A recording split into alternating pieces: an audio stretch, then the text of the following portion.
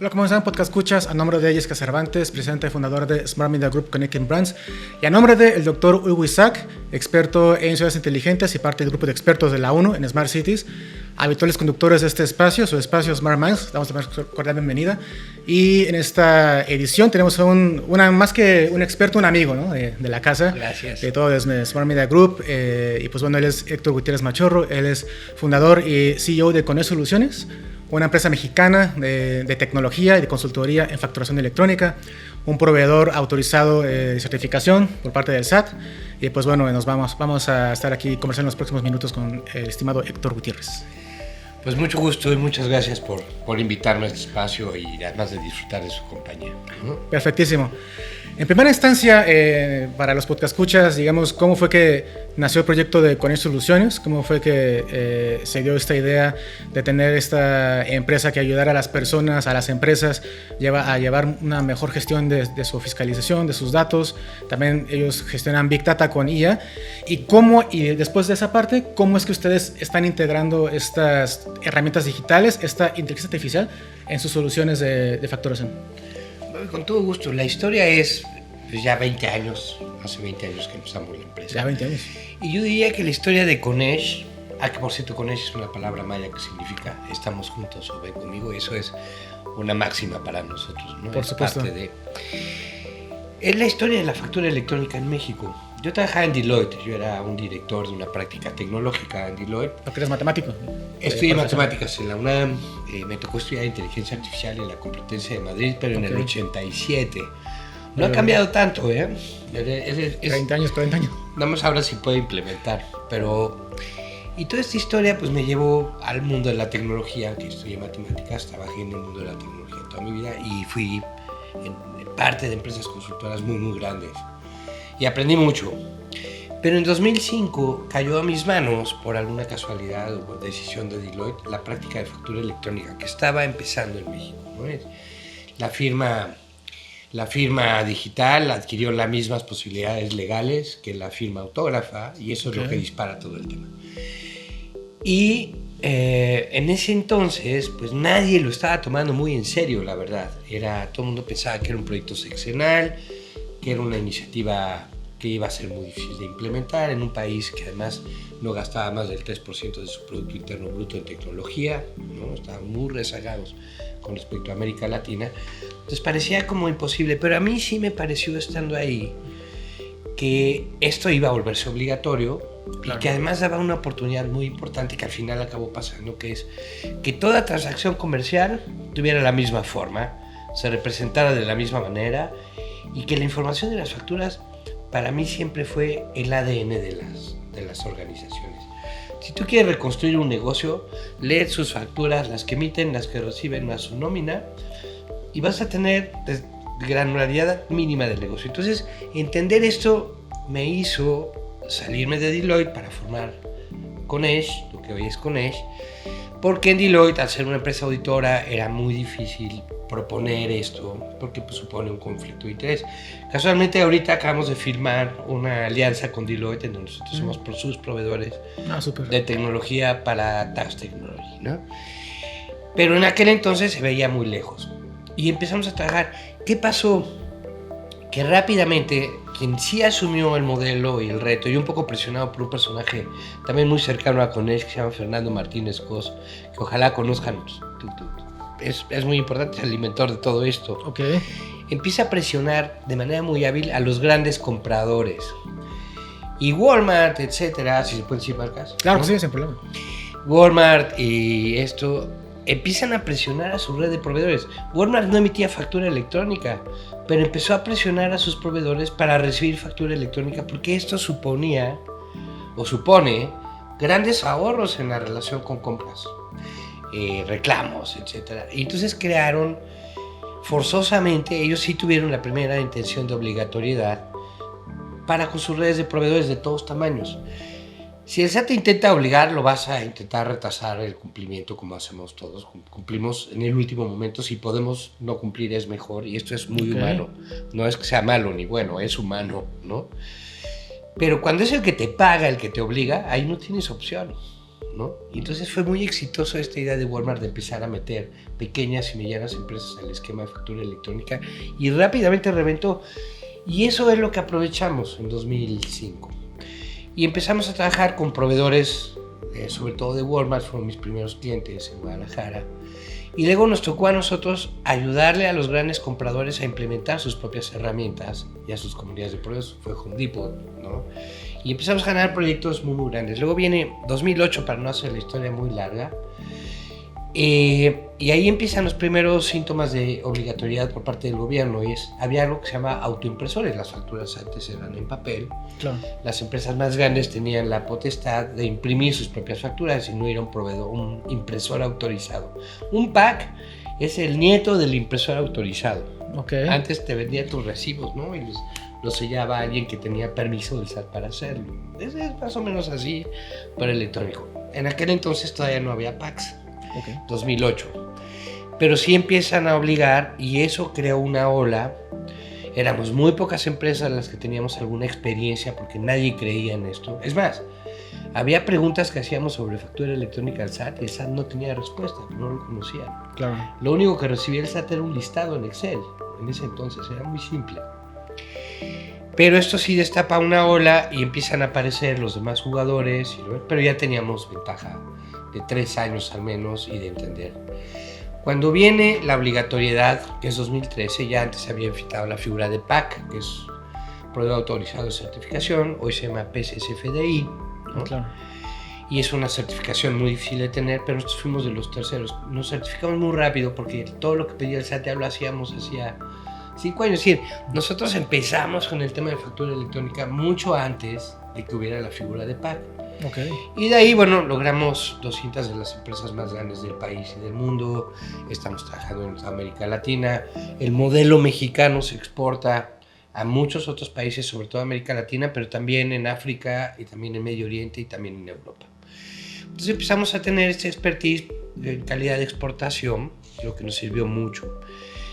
El modelo mexicano es muy exitoso ahorita, para bien y para mal, ahorita les cuento, ¿no? Okay. Pero fíjate que cuando ocurre esto y hay más jugadores, viene la certificación de PAC, nos certificamos y empieza a ser obligatorio para todo el mundo. Y México tiene un récord ahí, es que lo logró en 3 años que todo el mundo, no importa el tamaño de la empresa, empleados, entraran al modelo de factura electrónica. Es uno de los más exitosos del mundo. Okay. Y se cumplió este sueño, que es lo que vamos a aprovechar ahora, es que toda transacción comercial tiene la misma forma, se lee de la misma manera, pero está validada por 3 entidades. El que la emite, el que la recibe y la autoridad. De manera que por primera vez en nuestra historia, en 2013, tenemos un data lake nacional, ¿no? Que se lee de la misma manera y que es información verdadera porque está validada por 3. Paradoja, le hemos estado dando al SAT durante 20 años, la historia con ellos, al mismo tiempo que la factura electrónica también tiene 20 años, Okay. 21. Y les he estado dando información que no tenemos.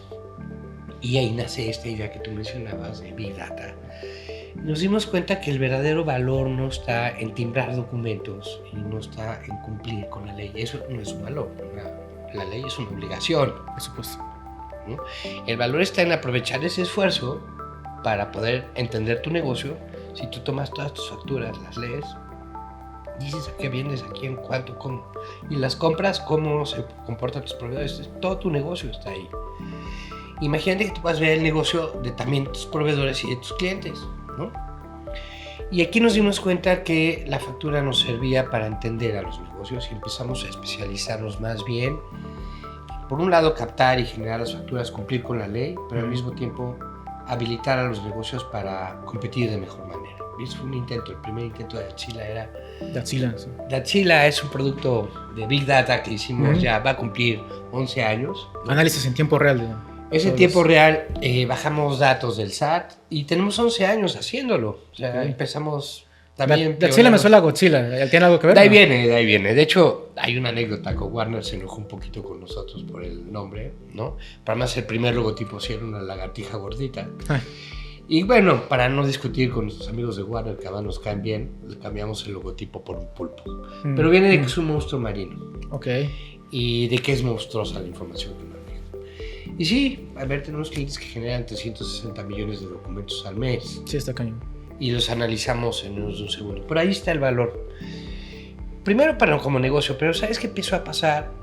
El SAT empezó también a utilizar herramientas de Big Data y herramientas de muchos tipos de inteligencia para generar requerimientos. Okay. Y esto tiene un efecto en la economía del país muy importante, pero también en la economía de las empresas. La recaudación que hubo en 2023, que era de 3 billones de pesos, subió a 5 billones de pesos mexicanos, son millones de millones, ¿no?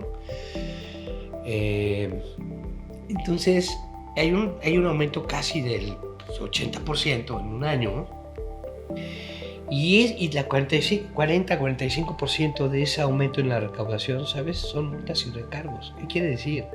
Además, no hemos ampliado enormemente la base de contribuyentes. Okay. A los mismos contribuyentes les cobramos más dinero, bueno, la autoridad, ¿no? Y además el 45% de ese ingreso es que tú te equivocaste, ¿no?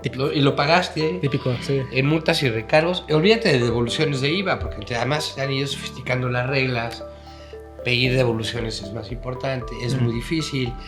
Te han hecho responsable de alguna manera del comportamiento fiscal de tus proveedores, porque si no te dan el complemento de pago no puedes deducir. Se llama economía colaborativa, ¿no? Tú te haces cargo y tú fiscalizas a tus proveedores y tu cliente a ti, porque si no, no puedes deducir. Y eso ya, si quieres, lo hablamos con más calma, pero empezamos a generar un efecto de presión enorme, en donde lo menos son las multas y recargos. También hay cárcel de por medio, reputación, cerrar tu negocio, bloqueo de certificados. Y el SAT está utilizando la información que le has dado 20 años, pero resulta que las empresas no la tienen normalmente, no la tienen toda junta, la tienen dispersa y te dan 10 días para responder a un requerimiento. Entonces la chila no sirve. Solo 10 días para juntar toda esa información.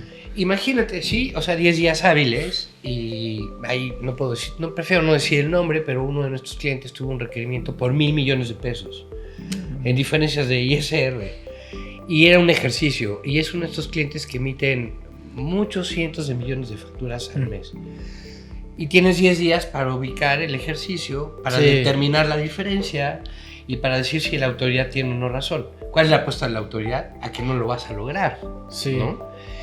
Daxila te habilita para lograr en esos 10 días, y de hecho Daxila puede analizar, cualquiera lo podemos ver, porque suena un poco exagerado, pero sí funciona. En segundos puedes analizar millones, un ejercicio completo de varios cientos de millones de documentos. Es Big Data, es tecnología orientada a grafos, y no me voy a meter mucho en el tema de tecnología, pero está hecho para eso. Pero además es información que viene del SAT, es la misma que usa el SAT.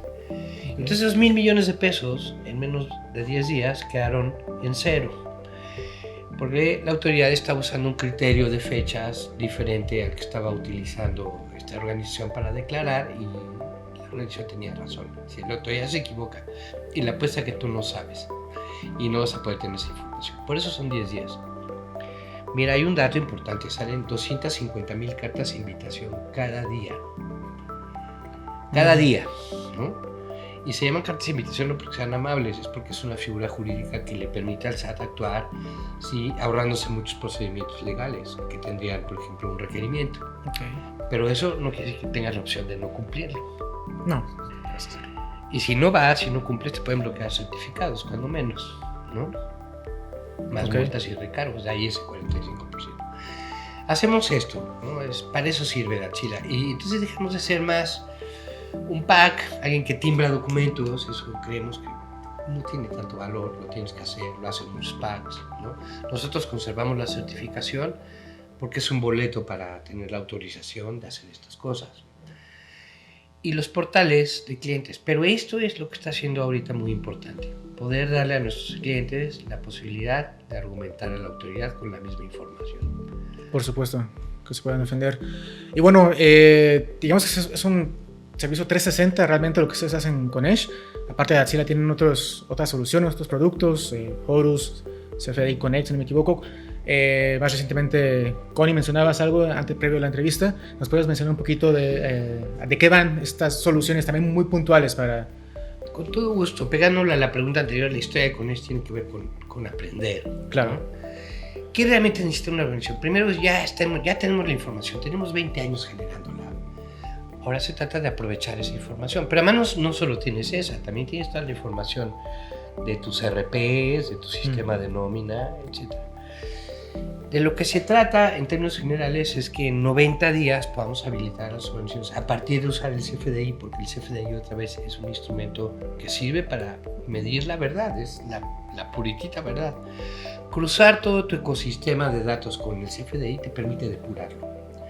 El SAT no puede llegar a tus bases de datos personales, pero tú sí, y puedes anticipar riesgos. Entonces, el ecosistema de 360 grados que implementamos en un lapso de 90 días con resultados claros sirve para, con la data que has estado generando y con la data que viene del SAT, tú puedas no solo responder a la autoridad, y cuando hablo de la autoridad no solo al SAT, también están los temas de prevención del lavado de dinero, la Secretaría de Economía, hay muchas reglas. Si eres una empresa que cotiza en la CNBV también tienes muchas obligaciones.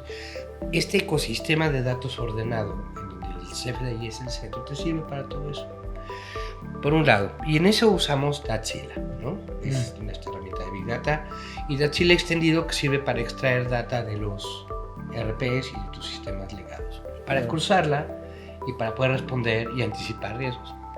Y encima de esa capa pusimos una capa de reglas de negocio, que son los portales de proveedores, por ejemplo, que en el momento en que está ocurriendo en tiempo real, en el momento en que está ocurriendo la transacción comercial, validemos que esa transacción es válida, no solamente desde el punto de vista fiscal, sino también de negocio. Es decir, que sea fiscalmente válida la factura. Te sorprenderías de la cantidad de facturas apócrifas que sigue habiendo en nuestro país. Santodomingo.com es mi principal competidor. Pero hay muchas, ¿no? Entonces hay que validar eso. Pero también la factura debe corresponder a una orden de compra para probar materialidad de la relación. Debe estar a los precios acordados, ¿no? Debe corresponder con la mercancía que estás entregando. Y esas son validaciones que ocurren en el momento que está pasando el intercambio de bienes o servicios. Eso también lo hacemos. Esa capa de reglas es muy importante. No solo se trata de analizar de manera forense, sino de cerrarle la puerta al error. Claro. Y en ese momento de la transacción que ocurre. Y también para lavado de dinero esto sirve, ¿no? Y luego, ¿por qué no, si hacemos eso, no creamos la cuenta por pagar automáticamente? ¿Por qué si distribuimos facturas o recibimos, no distribuimos órdenes de compra y todos los documentos que hacen el order to pay y los vamos metiendo a este ecosistema ordenado? Eso también hacemos. Entonces, analizamos, pero también protegemos.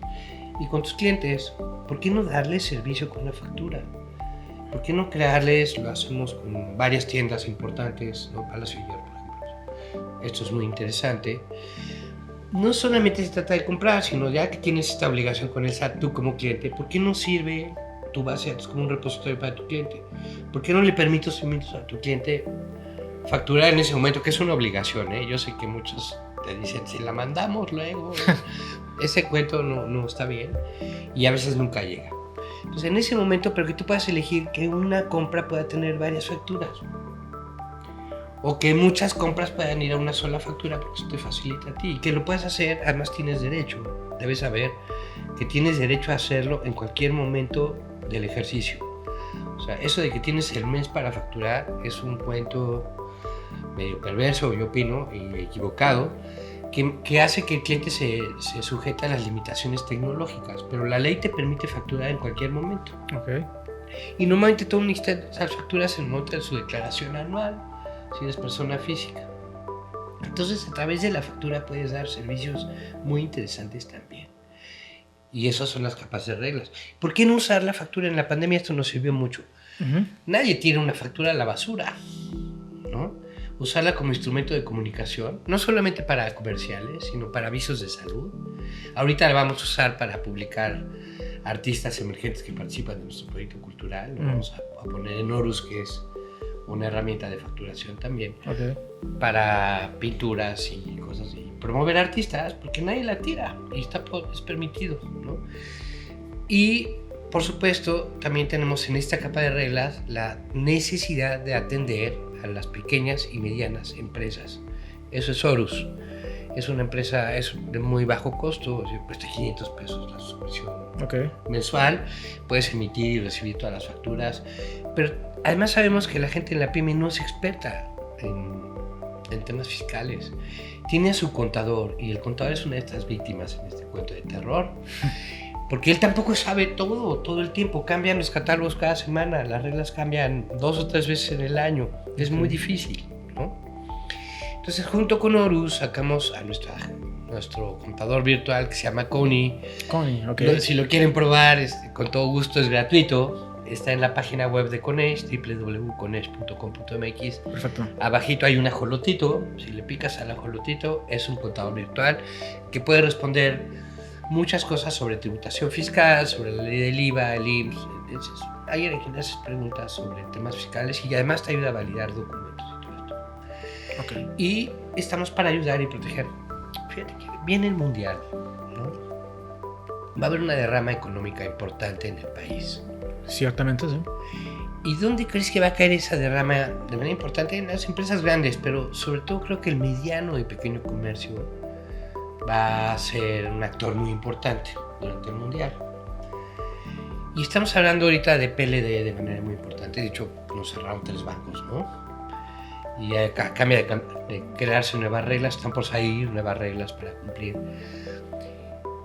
Yo creo que los malos pues van a intentar utilizar la coyuntura del mundial para meter dinero malo al sistema bueno, ¿no?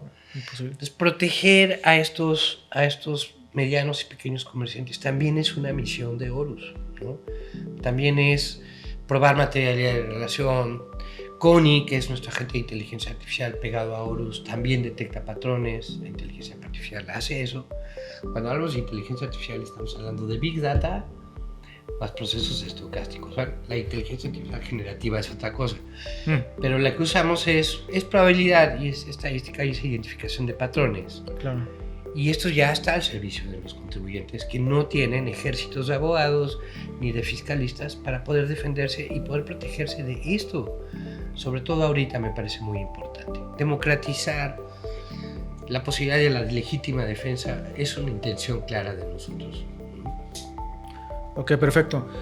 En ese sentido, ¿cuáles son las dificultades para integrar toda esta tecnología, toda esta automatización, inclusive analítica avanzada, y también asegurar, ¿no?, la confidencialidad y pues la seguridad de que todos los que están con ustedes, pues no hay filtración de datos? Importante. Mira, desde luego creo que en el centro de todo esto están las personas. Por supuesto. Somos una empresa de tecnología, pero la tecnología la hacen personas, la administran personas, la crean personas, para personas. Entonces, primero yo creo que está nuestra historia de 20 años, hemos sido muy afortunados. Y en nuestro equipo ha estado y está, tenemos muy poquita rotación, de manera que nuestro equipo está, desde hace 20 años se han ido llegando y sobre todo ahorita está llegando mucha gente de la UNAM por un programa de becarios que tenemos. Súper. Y es gente muy talentosa. Pero además yo descubro que en las condiciones correctas, en la manera correcta de trabajar, una empresa correcta, que es justa, ¿no?, que cuida a la gente que trabaja con ellos, también la gente cuida a los activos de la empresa, voluntariamente, porque de eso comemos todos, ¿no? Y esto hay una conciencia importante en Coneix. Nuestro proyecto de Coneix es un proyecto que me gusta mucho porque es profundamente humano, lo conocen. Y cuidar a la gente y cuidar el talento resulta en cuidado de la información. Es muy importante porque en la medida en que la información está concentrada, tenemos 2.500 millones de facturas, solo de facturas en nuestros repositorios, ya no te digo de órdenes de compra. Toda esta es información muy valiosa. Yo creo, muy sensible. Yo creo que la información que tenemos en nuestro repositorio equivale más o menos al 20% del Producto Interno Bruto. Eso vale. Nada más. Nada más. Pero cuidar eso, pues depende también de todos los aparatos y esto. Tenemos las certificaciones. Tenemos básicamente 2 muy importantes. Tenemos varias. Primero la certificación como PAC, que tenemos que renovar cada 2 años. Acabamos de renovarla. Creo que somos de los PACs más antiguos que quedamos, ¿no?, de los primeritos. Y el hecho de certificarnos nos obliga también a que estas personas adquieran esta disciplina y herramientas de cuidado de la información, y nosotros les damos garantías a nuestros clientes de cuidar la confidencialidad, la disponibilidad y la integridad. ¿No? Luego está ISO 27000, que es una norma internacional que nos certificamos año con año. Tenemos un aparato de compliance muy talentoso. Ahí va a hablar del gran Adolfo Castro, que además es el que ha creado toda esta idea dentro de Conex, ha estudiado mucho y es alguien muy reconocido, igual que Eduardo Morales, en el mundo de la seguridad de la información, y ese talento se ha desparramado por la organización, pero se materializa en las certificaciones. Y luego además nuestros clientes, que son muchos de clase mundial, nos auditan. Estamos auditados, tenemos 7, 8, 9 auditorías, y eso nos mantiene filosos, nos mantiene alerta. Sí, totalmente.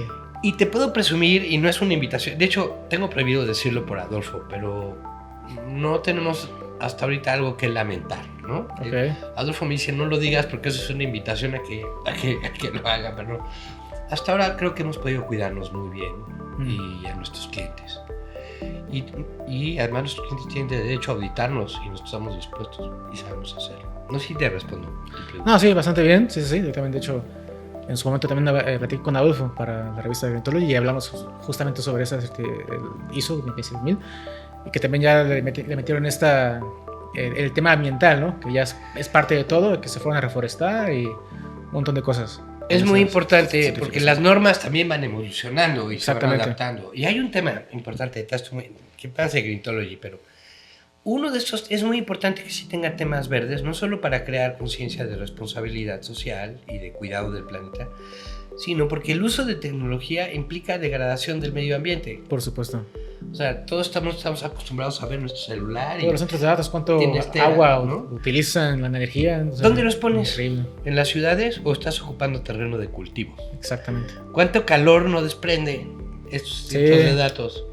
Entre más teras usamos, ¿no?, más degradación de medio. Es una relación un poco rara, pero existe. Entonces, que las normas lo vayan incluyendo me parece importante, porque sí hay una degradación del medio de datos por generar data, por consumir data y por traficar con data. Traficar con data, qué bueno. Es moverla de un lugar a otro. Sí, ¿no? Y así es. En ese sentido, de casi para finalizar, ¿cómo ves la evolución de todo el tema de la certificación y más bien facturación digital? ¿Hacia dónde vamos? ¿Hacia dónde se está yendo con estos temas? Yo creo que ya estamos ahí.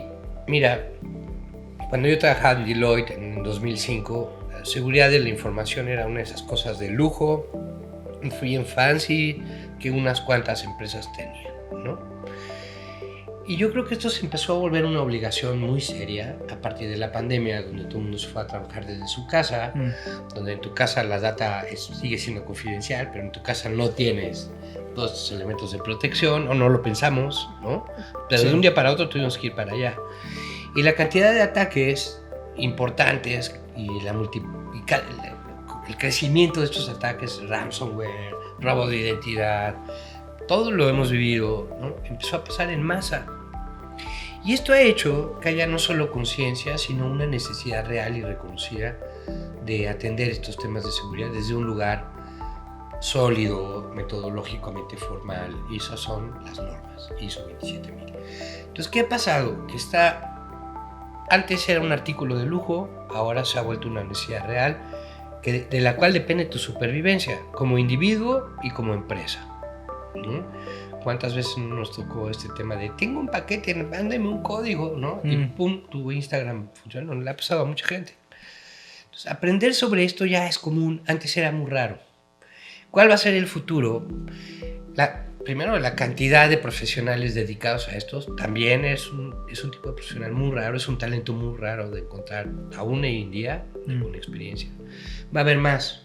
Las universidades están creando mucho más materias y poniendo mucha atención en la formación de estos profesionales, de manera que va a haber más talento disponible. La inteligencia artificial ahí para que veas en colaboración con las personas, si bien funciona para hacer ataques, porque es como lo están haciendo, también funciona para defenderse. Y la evolución en todos los dispositivos, algoritmos de seguridad, ya está. Yo creo que lo que va a pasar es que vamos a enviar, así como migramos a la nube, la nube es más segura que tener la información en tu casa. vamos a tener nubes más y más seguras. Y eso, a ver, también tiene un tema. Así como se vuelven más complejas las medidas de defensa, también se vuelven más sofisticados los delincuentes. Ataques, sí, claro. Entonces es una carrera permanente, constante, pero que ya establecimos y que ya hay conciencia, que antes no. Entonces yo creo que la adopción de medidas de seguridad a nivel personal y a nivel profesional cada vez más. Yo creo que cada vez va a haber más presupuesto para esto, obligatoriamente. Y también los ataques se van a hacer más y más sofisticados, lo que va a obligar a que nos cuidemos mejor. Pero la conciencia ya existe, a mí me parece, en todo el mundo. Perfecto, pues con esta última pregunta damos por finalizada esta misión de Smart Minds, aquí con nuestro amigo Héctor Gutiérrez, CEO y fundador de Conex Soluciones, y aparte también, aunque no lo sepan, fotógrafo, artista visual, un tema que igual podemos platicar en emisiones posteriores de Creditology o Energía Hoy. Y pues bueno, un placer tenerte con nosotros una vez más, y esta es tu casa y sea bienvenido. No, muchas gracias, de veras me siento como en mi casa, es un gusto platicar con ustedes siempre, y encantado de conocerles, y estoy a sus órdenes para seguir platicando de cualquier tema sobre esto, ¿no? Decías, la página web es Conesh. www.conesh, Conesh se escribe KONESH.com.mx. Se van a acordar porque Conesh significa vente conmigo o estamos juntos en maya. Perfectísimo, y también están ahí en LinkedIn, en redes sociales. Pero también. bien. Muy bien. Muchas gracias. Muchas gracias.